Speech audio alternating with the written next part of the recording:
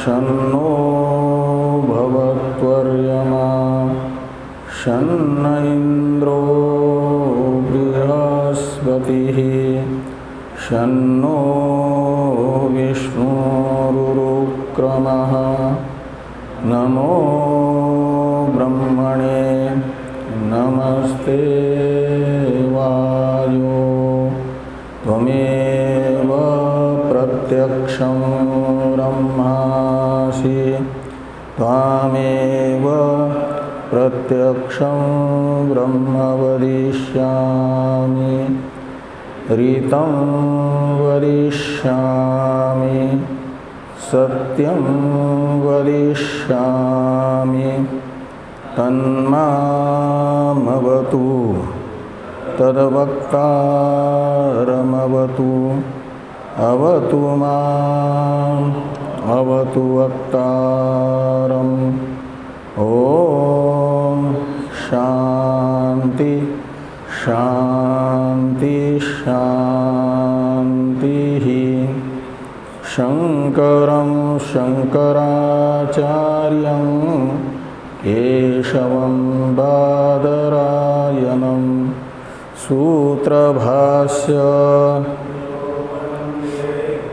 भगवन्तो पुनः पुनः ईश्वरो गुरुरात्मेति मूर्तिभेद विभागिने व्योमवद व्याप्तदेहाय दक्षिणामूर्तये नमः। ॐ शान्ति शान्ति शान्तिः।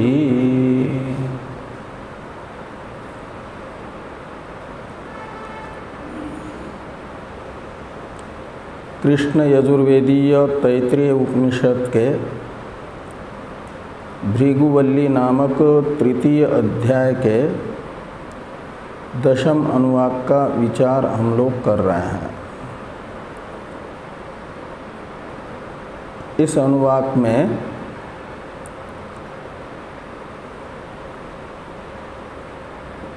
उपासनाओं का प्रतिपादन किया जा रहा है। अध्यात्म तथा अधिदैव भेद से 2 प्रकार की उपासनाएं बताई गई हैं।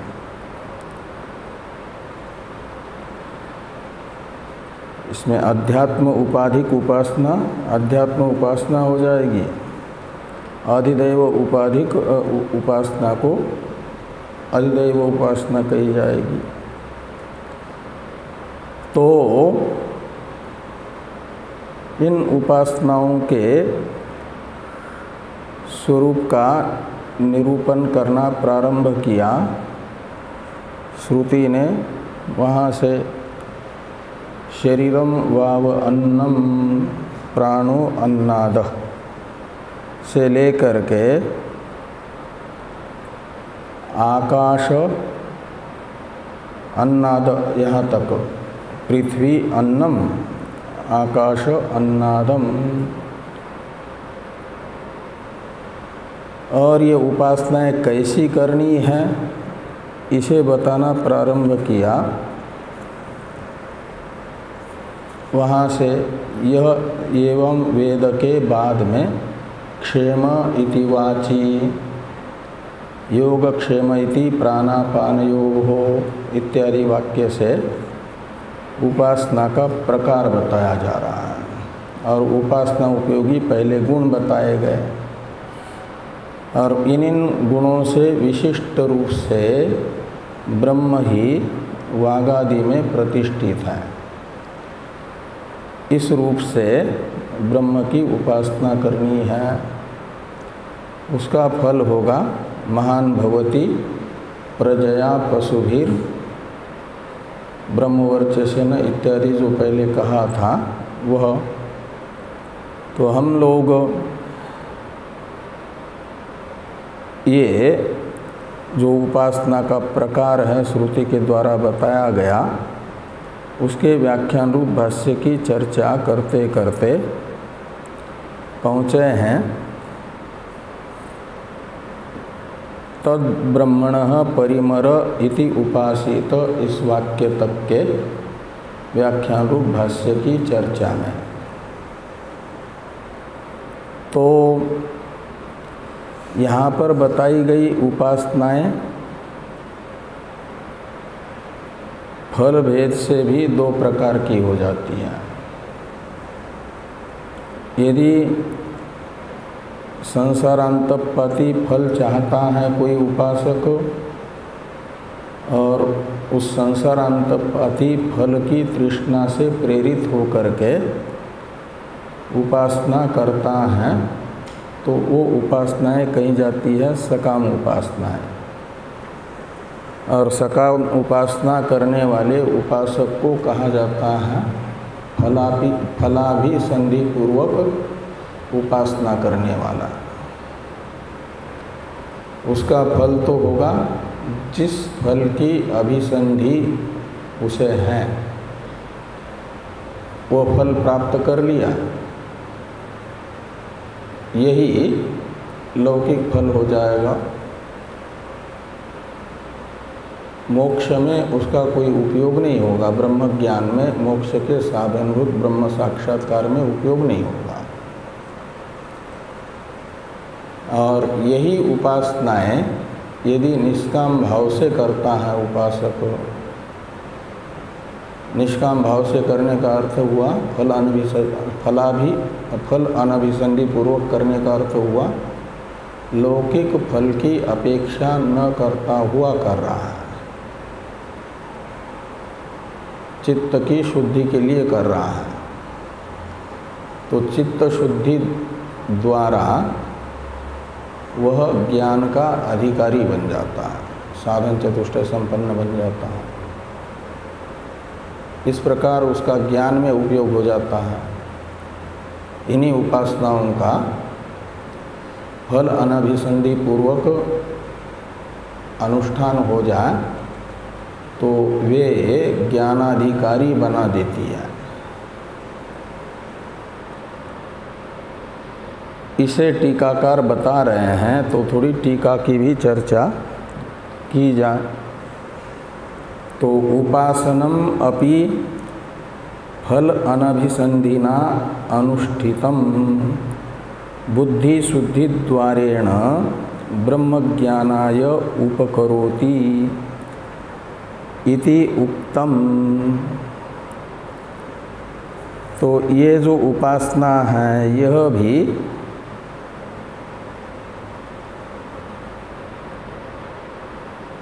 यदि फल अनभिसंधिना अधिकारिणा, फल अनभिसंधि में अभिसंधि शब्द का अर्थ है आकांक्षा, अपेक्षा, और अनभिसंधि का अर्थ हो जाएगा आकांक्षा रहित। किस विषय का आकांक्षा रहित? तो फल विषयक आकांक्षा रहित, ये अधिकारी का विशेषण हो जाएगा। तो उपासक यदि फल अनभिसंधि है तो फल अनभिसंधि होकर के यानी निष्काम होकर के उपासना करता है, तो वह निष्काम भाव से अनुष्ठित उपासना क्या करती है? बुद्धि शुद्धि द्वारेण, तो बुद्धि की शुद्धि द्वारा ब्रह्मज्ञानाय उपकरोति, तो ब्रह्म ज्ञान में उपयोगी बन जाती है, ब्रह्म ज्ञान में उपकारक बन जाती है। निष्काम भाव से उपासना करने वाले उपासक को ब्रह्म ज्ञान धारण योग्य बना देती है। इति उक्तम, ऐसा ये ज्ञान कांड में उपासना का कथन जिस अभिप्राय से हुआ वह अभिप्राय बताया गया है।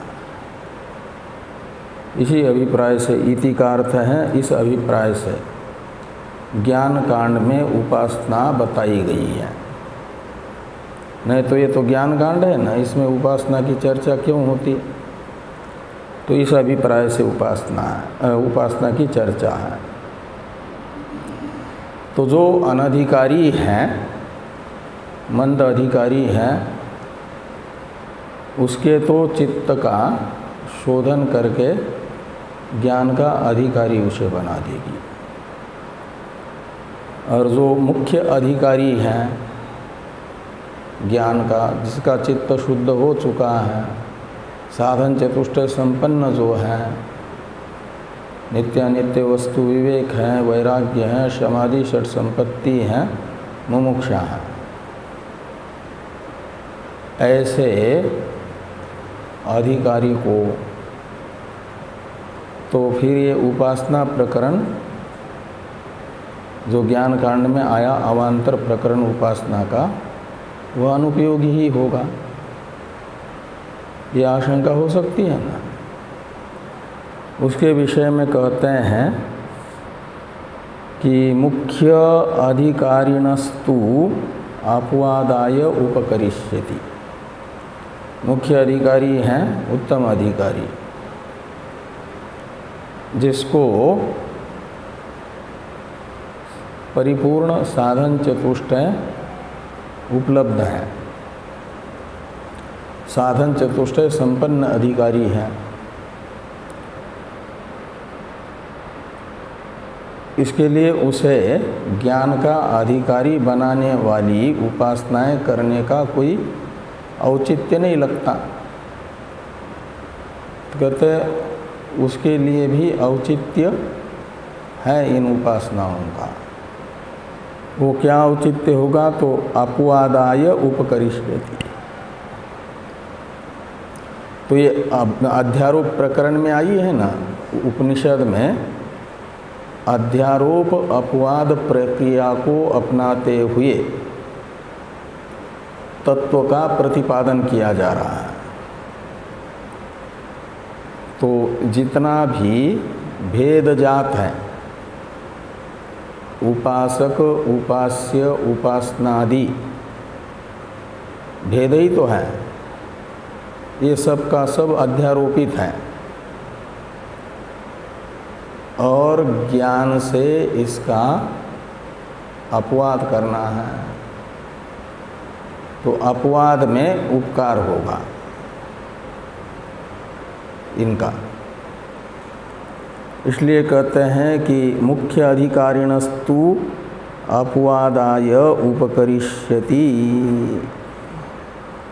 तो अपवाद में उपकार कैसे होगा इन उपासनाओं का, उसे 2 नंबर टिप्पणी में टिप्पणीकार स्पष्ट करते हैं कि अन्न अन्नादत्वादि निखिलोपि अयम प्रपंच प्राण शरीरादि अनात्मनिष्ठ एव आत्मनि अविद्यया भाति इति मिथ्यैव इत्येवं आत्मनि तद्बाध सिद्ध्यर्थम भविष्यति इत्यर्थ। और ये बात अनुपदम एवच एतद् भाष्ये स्पष्टी भविष्यति। तो ये कहा 2 नंबर में टिप्पणीकार ने कि अन्न अन्नादत्वादि निखिलोपि अयम प्रपंच,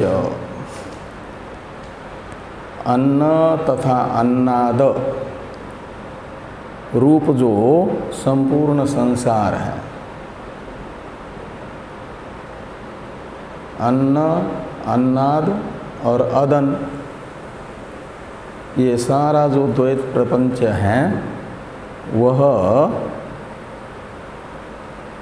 प्राण शरीरादि रूप जो अनात्म पदार्थ है। अन्न अन्नाद रूप से कहाँ तक बताया? तो शरीरम अन्नम प्राणो अन्नादः, यहाँ से प्रारंभ करके पृथ्वी अन्नम आकाश अन्नाद, यहाँ तक के ग्रंथ से ये बात बताई है ना। ये है अन्न अन्नादत्व आदि रूप संपूर्ण प्रपंच, निखिल का अर्थ है संपूर्ण प्रपंच। वो कैसा है? तो प्राण शरीरादि अनात्मनिष्ठ ही है। तो प्राण से लेकर के प्राण शरीर और आदि शब्द से वहाँ तक लेना, पृथ्वी आकाश तक, ये अनात्म पदार्थ है, कार्य रूप पदार्थ है। और ये कार्य रूप जो प्राण शरीर और पृथ्वी आकाश पर्यंत के पदार्थ हैं, तन्निष्ठ ही हैं। इन अनात्म पदार्थ निष्ठ ही संपूर्ण प्रपंच है, संसार है। तो कहा यदि अनात्मनिष्ठ है तो आत्मनिष्ठतया कैसे प्रतीत होता है? मैं भूखा हूँ, मैं प्यासा हूँ, ऐसी क्यों प्रतीति होती है संसार की? तो कहते हैं एवं आत्मनि अविद्यया, अनात्मनिष्ठ एव आत्मनि अविद्यया भाति। तो आत्मा में तो अनात्मा शरीर आदि के साथ आत्मा का अविद्यक तादात्म्य संसर्ग होने से भाषित हो रहा है। इसलिए अविद्यक है का मतलब मिथ्या है, इसलिए कहते इति मिथ्यैव। इस प्रकार इत्येवं आत्मनि तद्बाध सिद्ध्यर्थम, तो बाध ही अपवाद है। तो ये प्राण शरीर आदि प्रपंच का, अन्न अन्नादत्वादि प्रपंच का प्राण शरीर आदि रूप अनात्मनिष्ठत्व दिखा करके आत्मा में अध्यारोपित इस प्रपंच का बाध, यही क्या हो जाएगा? अपवाद। और इस अपवाद में इन उपासनाओं का उपयोग है। तो एवं आत्मनि तद्बाध सिद्ध्यर्थम, यानी अन्न अन्नादत्वादि प्रपंच का बाध आत्मा में सिद्ध करने के लिए भविष्यति, कौन? उपासनम।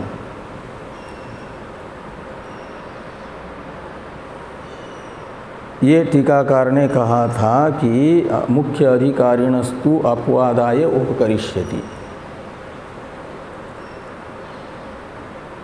और यत्र वागादो यत् फलम कार्यम क्षेमादि इत्यर्थ। तो जिन वागादियों में जो फल बताया गया है वो को क्या है? क्षेमादि रूप। क्षेम यानी प्राप्त का परिरक्षण, और आदि शब्द से योगक्षेम और दूसरे दूसरे जो गुण बताए हैं ना, वो सब लेना। हाथ में कर्म, पाद में गति, पायु में विमुक्ति और वृष्टि में तृप्ति, ये सब आदि शब्द से ग्राह्य है। तो यत्र वागाद, और वागादों में आदि शब्द से ग्राह्य हैं वो प्राण अपान आदि अनात्म पदार्थ, और क्षेमादि में आदि शब्द से ग्राह्य हुआ योग क्षेमादि। तो यत्र वागादो यत् फलम यानी कार्यम, वो कौन है? क्षेमादि रूप कार्य। अब महान भवती, ये मह गुण को बताया गया था।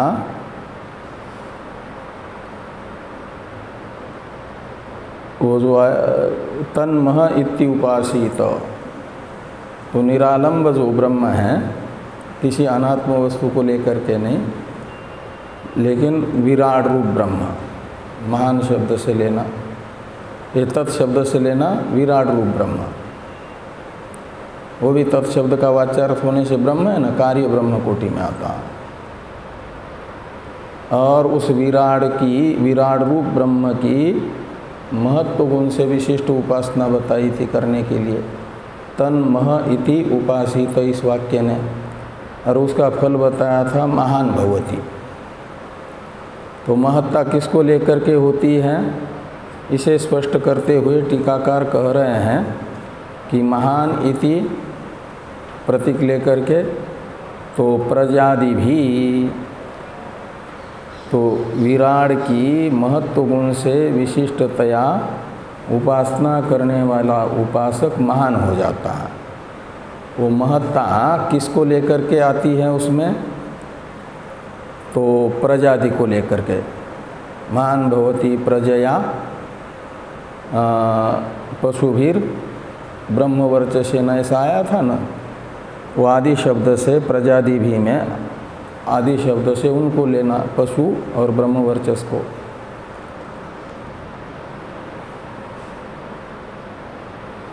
अब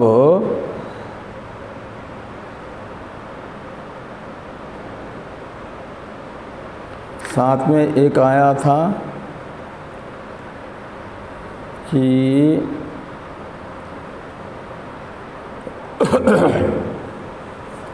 ये जो ब्रह्मण परिमरः के पहले तद ब्रह्म इति उपासित, इसमें भी तत् शब्द से लिया गया ब्रह्म को, और ब्रह्म शब्द का अर्थ है परिवृढ़, और परिवृढ़ शब्द का अर्थ होता है प्रभुतम।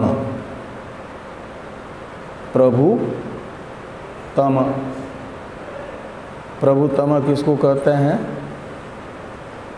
प्रभु यानी प्रकर्षेण भवति इति प्रभु, और प्रभु प्रकर्षण होने वाले जितने हैं उन सब में अतिशयन जो प्रभु हैं, प्रकर्षण सत्तावान है, उसे कहा जाएगा प्रभुतम। निरतिशय सत्तावान, ये भी अर्थ निकलेगा। और प्रभु शब्द का अर्थ समर्थ भी होता है, तो परिवृढ़ शब्द का अर्थ निकलेगा प्रभु जो समर्थ हैं उनमें अति समर्थ। ये किसका अर्थ निकलेगा, ब्रह्म शब्द का।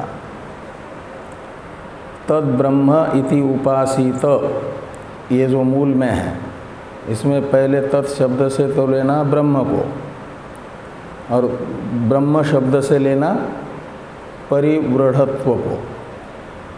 तो ब्रह्म की परिवृढ़त्व गुण से विशिष्टतया उपासना करने वाला जो उपासक है, उसका फल बताया ब्रह्मवान भवति। ब्रह्मवान होना है परिवृढ़त्व गुण से युक्त होना। भाव प्रधान निर्देश है ब्रह्म शब्द का।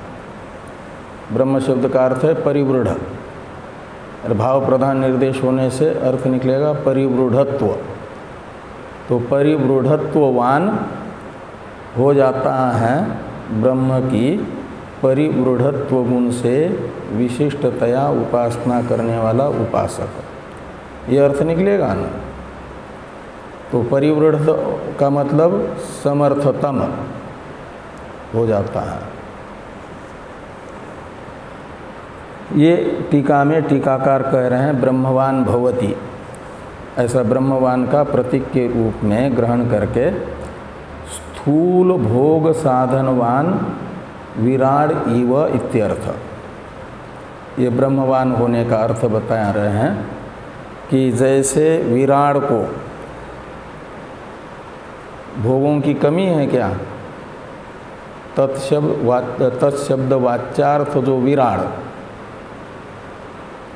उन्हें इस संसार में किसी भी लोक के किसी भी भोग की कोई कमी नहीं है। जब उनको राजभोग खाने की इच्छा होती है तो एक दो राजभोग नहीं,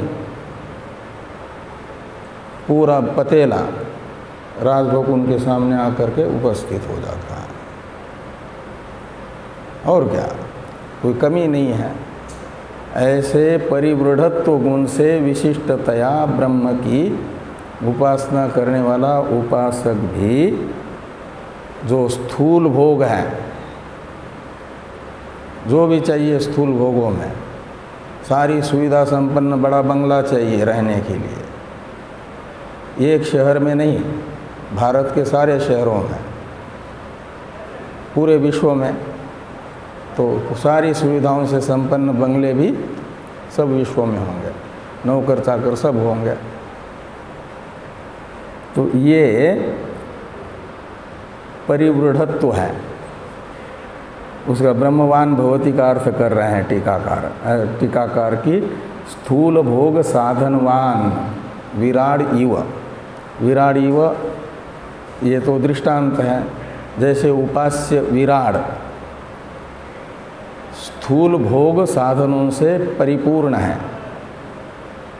उनको कोई कमी नहीं है, ऐसे आपका यह विराड का ब्रह्मत्व यानी परिवृढ़त्व गुण से विशिष्टतया चिंतन करने वाला उपासक भी, चिंतक भी स्थूल भोग सामग्री से संपन्न हो जाता है, ये अर्थ निकलेगा। अब मूल में जो आया था तद ब्रह्मणः परिमर इति उपासित, ये वाक्य, इसके विषय में टीकाकार कहते हैं, भाष्यकार भगवान कहते हैं कि तद ब्रह्मणः परिमर इति उपासित, इधर वाले पृष्ठ में है ना, 159 नंबर पृष्ठ पर। तो तद यानी ब्रह्म के परिमरत्व गुण से विशिष्ट के रूप में चिंतनीय है, उपास्य है।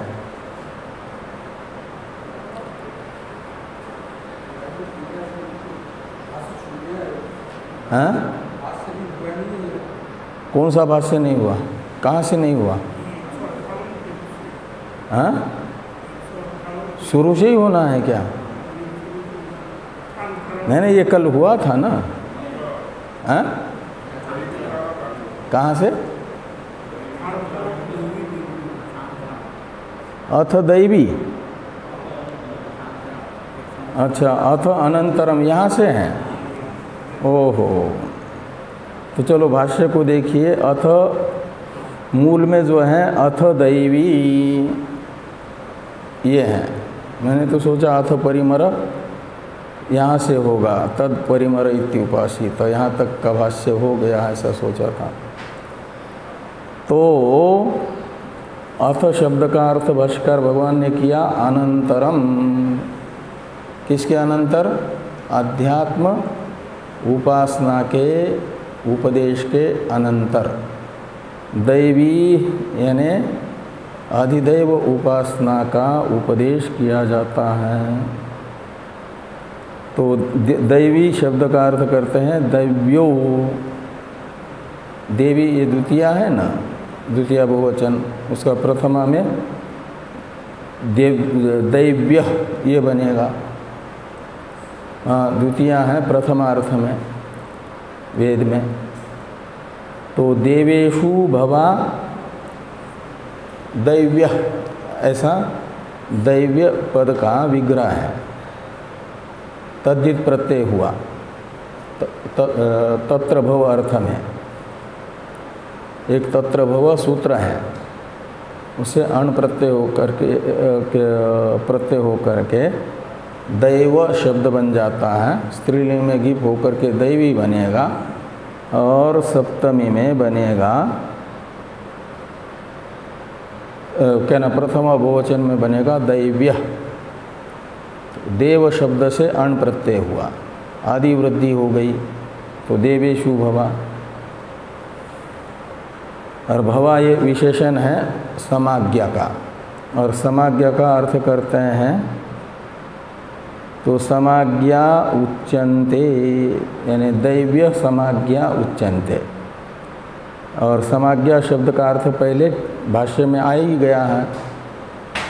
समाज्ञा का अर्थ क्या किया था? उपासना। उपासना को बताते हैं। आगे हैं तृप्ति रीति वृष्टौ। तो तृप्ति इस गुण से विशिष्ट, यानी विशिष्ट समझना वृष्टि को। तृप्ति गुण से विशिष्ट रूप से अवस्थित हैं ब्रह्म वृष्टि में प्रतिष्ठित हैं। तो वृष्टे अब कैसे वृष्टि में तृप्ति रूप से अवस्थित है, इसे स्पष्ट करने के लिए कहते हैं कि वृष्टे रन्नादि द्वारेण तृप्ति हेतुत्वात् ब्रह्मैव तृप्त्यात्मना वृष्टो व्यवस्थितम् इति उपास्यम्। तो कहते हैं वृष्टे अन्नादि द्वारेण। तो अन्नादि द्वारा, अन्नादि में आदि शब्द से क्या किसको लेना है? वृष्टि से खाली अन्न ही प्राप्त होता है कि और भी कुछ प्राप्त होता है?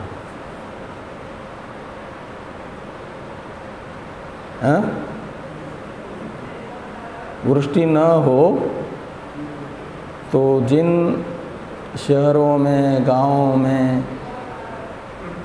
वो तालाबों से ही पानी आता है, बड़े बड़े डैम वगैरह नहीं भरेंगे, यदि वृष्टि नहीं होगी तो भरेंगे क्या? तो जल ही जीवन माना गया है कि नहीं? तो जल भी नहीं मिलेगा। अन्न, जल, ये सब, अन्न के बिना तो थोड़ा चल भी जाए कुछ दिन जीवन, जल के बिना मुश्किल है। तो आदि शब्द से वो भी ले लीजिए।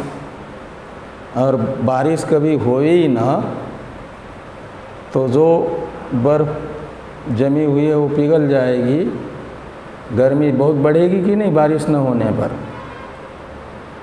तो फिर गर्मी के कारण त्राहिमाम होगा कि नहीं?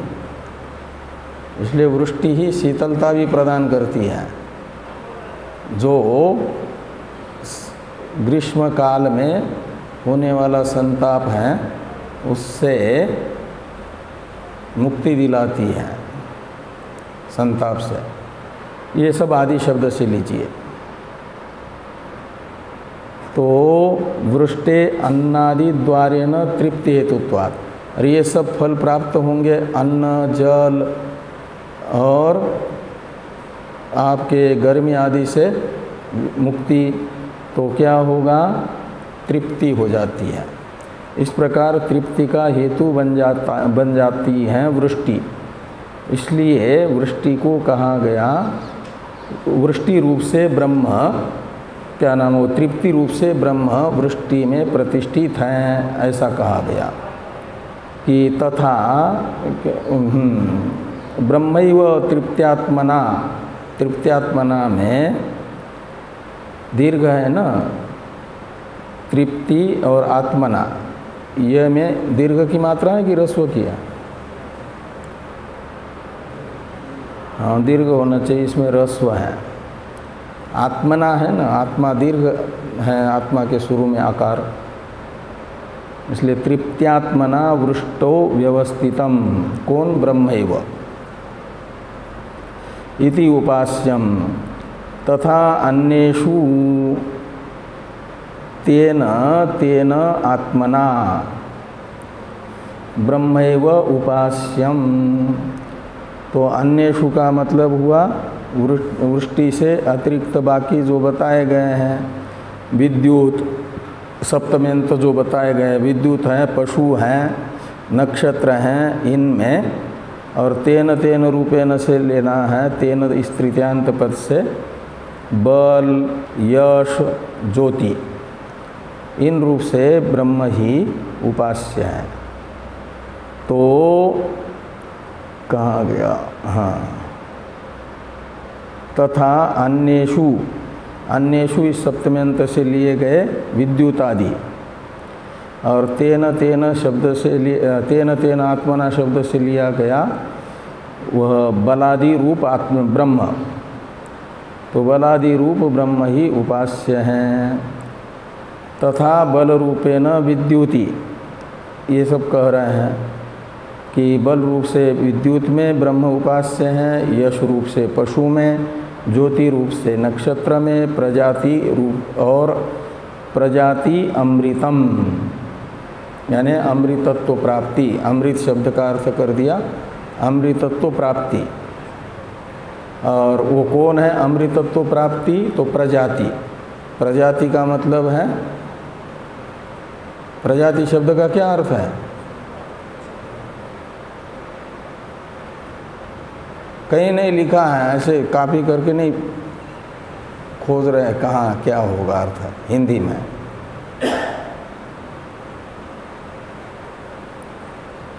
प्रजाति शब्द का अर्थ प्रजा बताया था ना मूल में। तो प्रजा ये अमृतत्व प्राप्ति है का मतलब अमृतत्व से प्राप्ति यया, ऐसा बहुव्रीहि समास करना अमृतत्व प्राप्ति में। अमृत शब्द का अर्थ है अमृतत्व प्राप्ति और अमृतत्व प्राप्ति में है बहुव्रीहि समास, वेधीकरण बहुव्रीहि समास।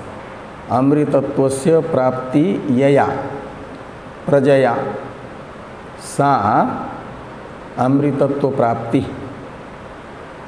प्रजा अमृतत्व प्राप्ति का साधन है। वो कौन है? तो प्रजाति शब्द का ही यदि कॉपी भी करने के लिए वो होना चाहिए, नकल करनी है ना, तो उसके लिए भी कहते हैं ना बुद्धि चाहिए। तो प्रजाति शब्द का अर्थ भाष्यकार भगवान ने आगे किया पुत्रेण। पास ही में है कि नहीं भाष्य में? तो प्रजाति का अर्थ कर रहे हैं, प्रजाति अमृतम का अर्थ कर दिया अमृतत्व प्राप्ति। अब प्रजाति में यानी प्रजा में यानी संतान में अमृतत्व प्राप्ति हेतु तो कैसे है, इसे स्पष्ट करते हुए कह रहे हैं कि पुत्रेण ऋण विमोक्ष द्वारेण आनंद, यानी ये पूर्व के साथ अन्वय करना। पुत्रेण ऋण विमोक्षण द्वारेण अमृतत्व प्राप्ति। तो जो पुत्र हैं वह पिता के ऋण मुक्ति द्वारा पिता के मोक्ष का हेतु बन जाता है। ऋण विमोक्षण द्वारा अमृतत्व प्राप्ति का साधन बन जाता है। और एक तो वो गुण हुआ प्रजाति रूप से अवस्थित है ब्रह्म, कहाँ पर? प्रजाति रूप से कहाँ बताया? उपस्थ है। और एक और आनंद रूप से भी ब्रह्म उपस्थ में प्रतिष्ठित है, ये कह रहे हैं। तो आनंद शब्द का अर्थ करते हैं सुखम। तो आनंद सुखम इति एतत् सर्वम उपस्थ निमित्तम, ये सब का सब अमृतत्व प्राप्ति का साधन भूत पुत्र और सुख, यह उपस्थ निमित्तक होने के कारण ब्रह्मैव अनेन आत्मना, अनेन आत्मना का अर्थ है पुत्र रूप से तथा आनंद रूप से अवस्थित हैं उपस्थ में, ऐसी उपासना करें। प्रतिष्ठितम इति उपास्यम। आगे हैं कि सर्वम ही आकाशे प्रतिष्ठितम, और ये सब का सब वायु सहित सब पदार्थ आकाश में प्रतिष्ठित हैं। इसलिए क्या होगा कि सर्वात्मना ब्रह्म आकाश में प्रतिष्ठित है, इस रूप से ब्रह्म की उपासना करें। ये आगे कहते हैं कि सर्वम क्या कहा गया? सर्वम ही आकाशे प्रतिष्ठितम अतो यत् सर्वम आकाशे तत् ब्रह्मैव इति उपास्यम। तो आकाश में प्रतिष्ठित जो सर्व पदार्थ हैं उसकी ब्रह्म रूप से उपासना करें, यानी सब में ब्रह्म भावना करें। सिया राम में सब जग जानी, ये सर्वम आकाशे प्रतिष्ठितम, इसी वेद वाक्य मूलक चौपाई हैं वो आपके मानस में बाबा तुलसीदास जी के द्वारा रचित। तो सर्वम आकाशे का अर्थ कर दिया तद ब्रह्मैव उपास्यम, तो सर्व रूप से ब्रह्म ही उपास्य है। और तच्च आकाशम ब्रह्मैव, तो आकाश को छोड़ करके आकाश में प्रतिष्ठित सब पदार्थ ब्रह्म है, तो आकाश क्या ब्रह्म से अतिरिक्त है? तो कहा कि आकाश में प्रतिष्ठित पदार्थ सहित आकाश भी ब्रह्म है, इस रूप से ही चिंतन करें। तच्च आकाशम ब्रह्मैव तस्मात् तत्सर्वस्य प्रतिष्ठा इति उपासित। तो इसलिए क्या होगा कि ब्रह्म सब की प्रतिष्ठा है, आकाश रूप ब्रह्म सब की प्रतिष्ठा है, इस रूप से चिंतन करे। तो प्रतिष्ठा गुणोपासनात् प्रतिष्ठावान भवति, प्रतिष्ठा तो गुण से विशिष्टतया ब्रह्म की उपासना करने से उपासना का फल हुआ, लौकिक फल चाहने वाला जो प्रतिष्ठा काम है वह प्रतिष्ठावान भवति, उसकी संसार में प्रतिष्ठा हो जाती है।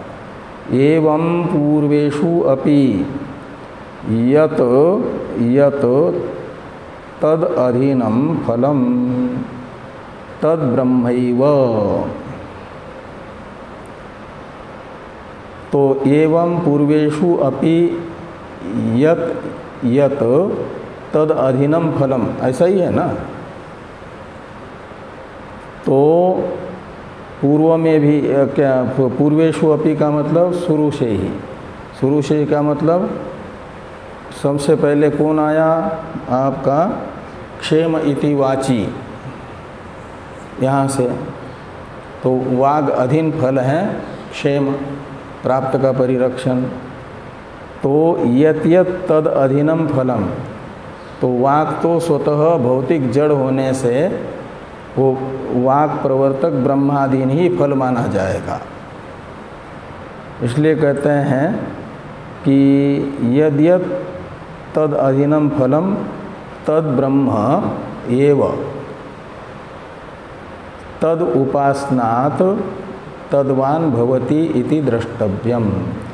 तो वो जो फल तत्तद गुण बताए गए हैं वाग आदि के अधीन, उस रूप से वो ब्रह्म ही वहाँ पर प्रतिष्ठित हैं, और वो क्षेमादि रूप जो फल हैं वह यहाँ पर बताई गई ब्रह्म की उपासना का जो प्रकार है उस प्रकार से ब्रह्म उपासना करने वाले उपासक को प्राप्त होता है। ये कहा कि तद उपासनात् तद्वान भवति, तो ब्रह्म की उपासना से तत्तद गुण से विशिष्ट ब्रह्म की उपासना से तत्तद गुणवान हो जाता है। इसलिए श्रुति ने कहा कि श्रुत्यंतराच्य तम यथा यथा उपासते तदेव भवति इति। तो उस ब्रह्म की जिस जिस गुण से विशिष्टतया उपासना करता है उपासक, वह तदेव भवति यानी तद गुणवान भवति। इस प्रकार ये चर्चा हुई कहाँ तक के ग्रंथ की, सर्वम इति आकाशे तत्प्रतिष्ठा इति उपासित प्रतिष्ठावान भवति, ये जो मूल में है वहाँ तक के ग्रंथ के व्याख्यान रूप भाष्य की चर्चा संपन्न हुई। इसके बाद आ रहा है तन्मह इति उपासित इत्यादि मूल वाक्य का व्याख्यान भाष्य, इसकी चर्चा हम लोगों को करनी है। कल अनध्याय है, परसों। ओम शन्नो मित्रः शं वरुणः शन्नो भवत्वर्यमा शन्न इंद्रो बृहस्पतिः शन्नो विष्णुरुक्रमः। नमो ब्रह्मणे नमस्ते वायो त्वमेव प्रत्यक्षं ब्रह्मासि त्वामेव प्रत्यक्षं ब्रह्म वदिष्यामि ऋतं वदिष्यामि सत्यं वदिष्यामि तन्मामवतु तद्वक्तारमवतु अवतु माम् अवतु वक्तारम्। ॐ शान्ति शान्ति शान्तिः। शङ्करं शङ्करा केशवं सूत्रभाष्य भगवन्तो ईश्वरो मूर्तिभेद व्योमवद्व्याप्तदेहाय दक्षिणामूर्तये।